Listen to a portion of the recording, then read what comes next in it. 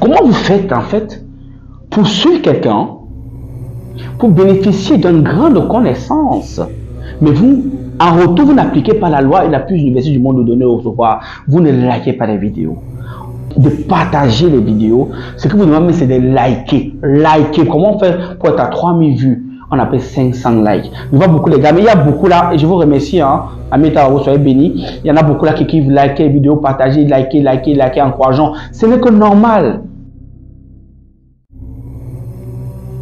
Amitabha, un plaisir renouvelé en ce jour pour nous. Chapitre de bon à savoir. Aujourd'hui, le Cameroun est en deuil. Mais vous devez savoir ici que le Cameroun subit, et c'est vrai que d'autres pays aussi le subissent, mais une vague d'accidents qui amène le Cameroun à être endeuillé.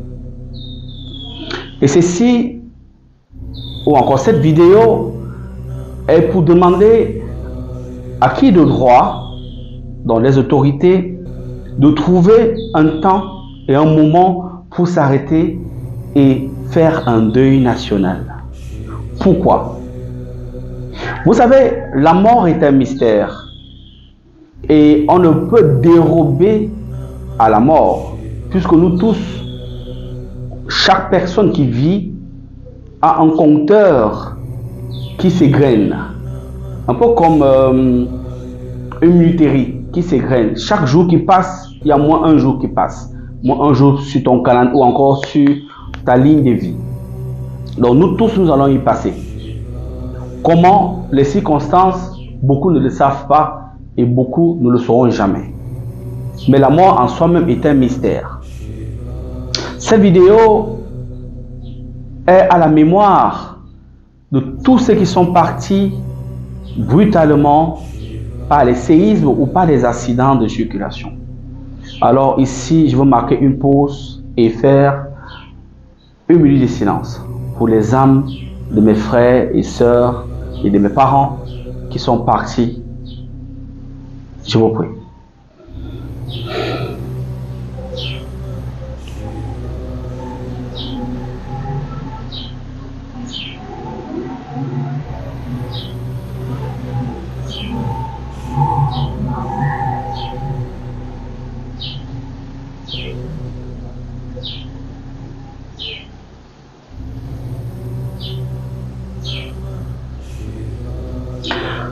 La minute consommée pour les âmes qui sont parties.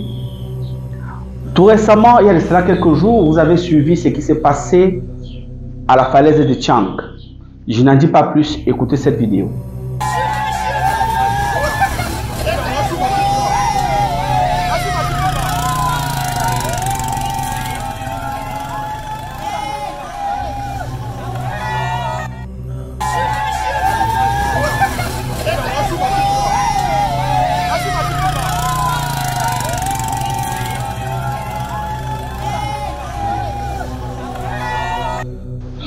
Vous avez vu, c'est en quelque sorte quelque chose comme ça qui s'est passé.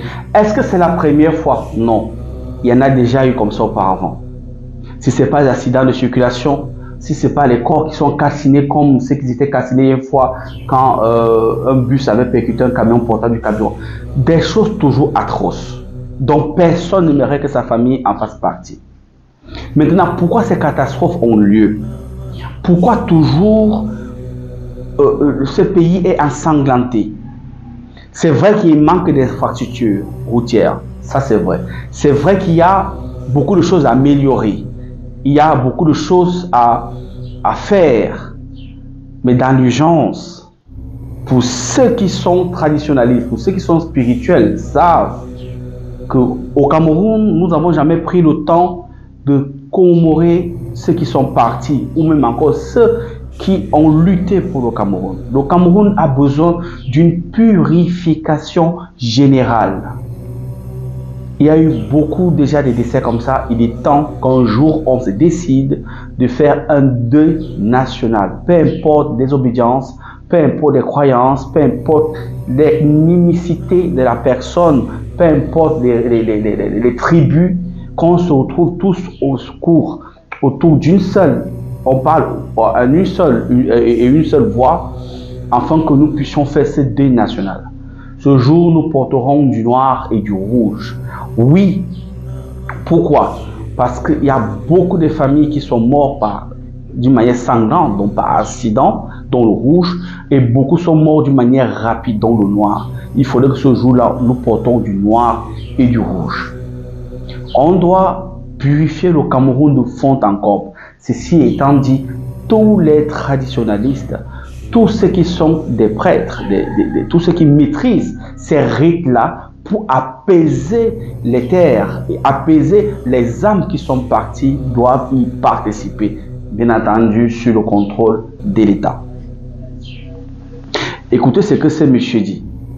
Depuis, on ne mourrait pas d'accident parce que nos parents avaient fait des rites. Il faut donc qu'on renouvelle ces rites. Vous avez suivi? Il fut un temps, on ne mourrait plus d'accident et ces rites sont finis parce que ça a une date de péremption. La terre a des côtes. La route a ses côtes, comme ici, comme en Asie. Ceux qui sont déjà allés en Asie, quand on veut faire les routes, honnêtement, ils font des sacrifices. C'est vrai que parfois il y a des sacrifices pour inaugurer la route, mais il y a des sacrifices qu'on fait. Que ce soit en Asie, moi qui suis déjà allé, que ce soit ici, et même quand on veut demander quelque chose de la terre, on fait des sacrifices. Ceux qui font par exemple dans l'or, dans les minéraux, vous connaissez, vous avez vu un Chinois faire travailler, exploiter l'or sans sacrifice? Jamais. Pourquoi est-ce qu'ils font des sacrifices dans vos terres où ils exploitent de l'or et ils allument des bougies, des encens et ils préparent de la nourriture? Pour parler à qui? Ils s'adressent à la divine mère terre, afin que la divine mère terre ne les engloutisse pas et les rende selon l'offrande qu'ils ont fait. Comment eux, asiatiques, savent ça, mais vous ne savez pas et vous plaignez? C'est la même chose. Le monde spirituel a ses réalités, le monde métaphysique a ses réalités. Mais comme je vous l'avais déjà dit, les lois supérieures gouvernent les lois inférieures, les lois spirituelles gouvernent les lois physiques. Les lois physiques sont gouvernées par les lois métaphysiques. C'est comme ça, habitat aeternam, que vous le voulez ou non. Il n'y a pas de rationalité là-dessus. C'est comme ça. Donc, il est temps que les Camerounais fassent un deuil national. Vous voyez parfois en Europe quand quelqu'un décède, quand il y a eu une mort, peut-être d'une célébrité, une mort de stars, ici, dans l'endroit où il est mort, on vient allumer des bougies. Vous pensez que les bougies, c'est pourquoi? Qui a appris ça? C'est une ancienne tradition païenne qui voulait que quand quelqu'un meurt subitement, l'endroit où il est mort, qu'on allume les bougies. Afin que le passeur vienne l'identifier et le fasse traverser dans l'autre rive. Parce que directement avant, quand tu mourais, tu traversais une rive. On appelle ça, c'est une vallée, c'est une rivière qui t'amène de l'autre côté. Et dans la Grèce antique, on mettait parfois des pièces pour payer le passeur, pour qu'il puisse traverser à la rive. Et ceux qui maîtrisent l'égyptologie, c'était la même chose.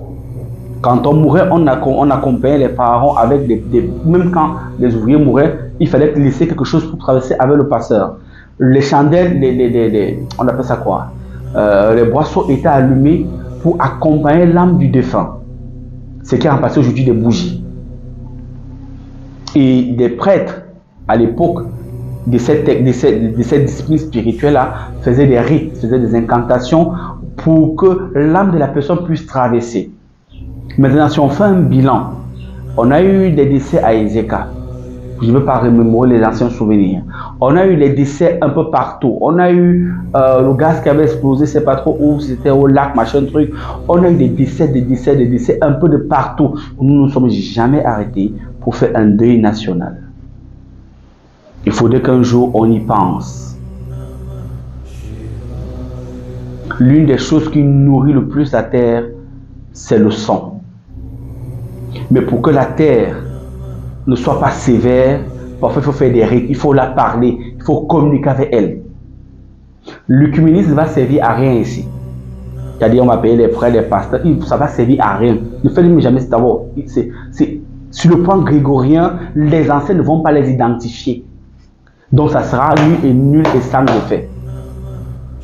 C'est un truc qui sera fait par des traditionalistes parce qu'ils maîtrisent le langage de la terre.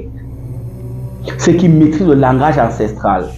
Les ancêtres vont s'identifier à eux et eux s'identifieront aux ancêtres. Ils pourront faire des libations, parler, faire des offrandes et apaiser ces esprits qui sont fâchés. Beaucoup n'ont pas trouvé la lumière. Il y a déjà eu combien de décès à Tchang?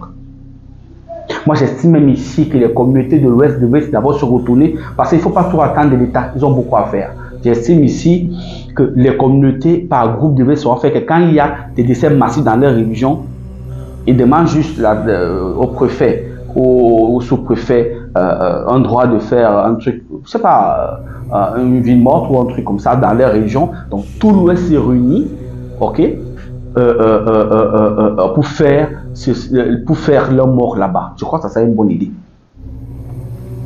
Après un gramme comme ça, les chefs se réunissent avec les notables, ils décident de faire un truc comme ça pour tout l'Ouest. Quand ça va arriver au centre, c'est du centre, au fond, du sud, ainsi de suite. Ça permettra c'est qu'un jour, on se décide ensemble maintenant de faire un dé national. Mais sauf que, c'est pas que les gens de l'Ouest qui étaient dans la voiture. Le chauffeur de camion ou d'engin qui a été enseveli, on ne sait pas de quelle nationalité il était, on ne sait pas de quel, il pouvait être un gars du Nord, il pouvait être donc, l'idéal c'est de faire un truc national, marquer un temps d'arrêt et de faire un dé national, déposer des jets de bougies ou encore appeler ces anciens qui maîtrisent ces rites pour apaiser. Et ceux qui sont déjà là à Tchang, vous avez remarqué, quand vous montez au niveau de la falaise, il y a toujours des endroits où il y a les morts, il y a des endroits où on fait des cultes. On vous dit que ce sont les lieux sacrés. Les lieux sacrés. Et n'oubliez pas, chaque fois qu'il y a une montagne, il y a une falaise, il y a des entités qui règnent, il y a des génies qui règnent. Que ce soit en Afrique, que ce soit en Asie, que ce soit en Europe, c'est comme ça. Que ce soit en Océanie, c'est comme ça partout. Chaque grotte, chaque montagne a des énergies qui y restent. Il y a des génies qui habitent. Il y a des régents, il y a des servants. Ça, tu étais comme ça. Et les âmes qui sont là-bas, parfois, sont captifs. Bah, ça, c'est la partie que vous voyez. D'autres, parfois, sont captifs là-bas. Donc, faites attention. Je pense que cette vidéo va permettre à ce que les gens comprennent que vous aurez beau être chrétien, musulman, bouddhiste, peu importe votre discipline religieuse, mais à un moment donné, la nature a raison sur nous. Parce que la nature n'a pas de religion. La nature est la religion des autochtones. Donc vous devez obéir aux rites anciens que la nature demande. Parce que chaque nature obéit à ses propres lois. Et ces lois sont généralement endogènes et non exogènes. Donc, Amitabha vous, Otep, ce fut un plaisir d'avoir partagé ceci avec vous. C'était le grand match de plus 237, c'est la fée qui gagne. Aigle, c'était le padre.